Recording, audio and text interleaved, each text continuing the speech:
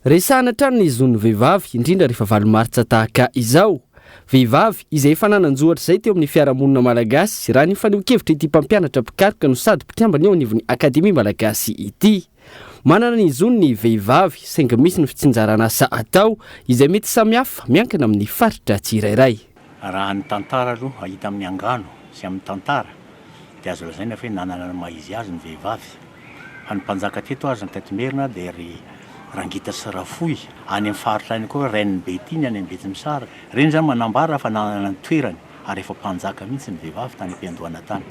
Kanefa koa ny fiainana ankapobeny dia tohatra ny ho ambany tokoa ny vehivavy any amin'ny faritra sasany zany any amin'ny Antemoro araka ny bokin'ny Rombaka, Philippe Rombaka zany dia tena manompo mihitsy ny vehivavy na eo amin'ny raharaha zany ny amin'ny sakafo zany azo lazaina hoe aorinan'ny lehilahy azy vao misakafo na ny sisany hoany ary manarakaraka zany any amin'ny faritra any koa zany zao raha ohatra ka teraka ny zaza karaha vehivavy dia miteniny hoe vavy raha nandry fa raha lehilahy dia obiana kokoa zany zay. Isany ahitana taratra izay fitsinjarana samiavaka eo amin'ny lehilahy sy ny vehivavy izay ihany koa ny any amin'ny faritra hafa.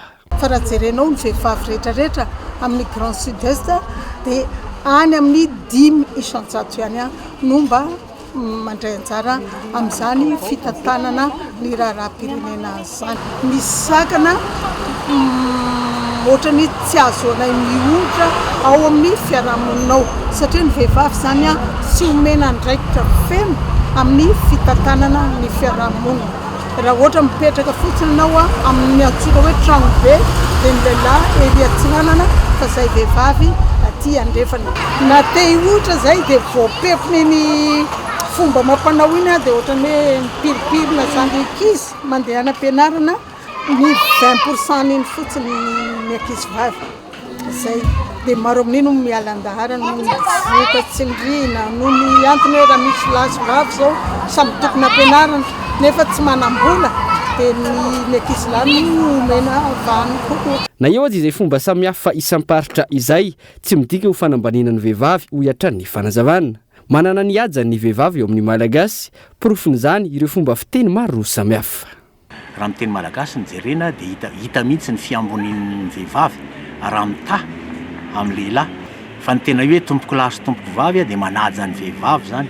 Fa tsy ny hoe tompoko vavy sy tompoko lahy moa mesdames zay messieurs dia iny no alaitsika tahaka. Ray aman-dreny ny fiteny fa tsy reny aman-dray. Zaza amam-behivavy fa tsy vehivavy aman-jaza. Akoho amam-borona zany hoe ny lehibe kokoa ny tenenina aoriana zany.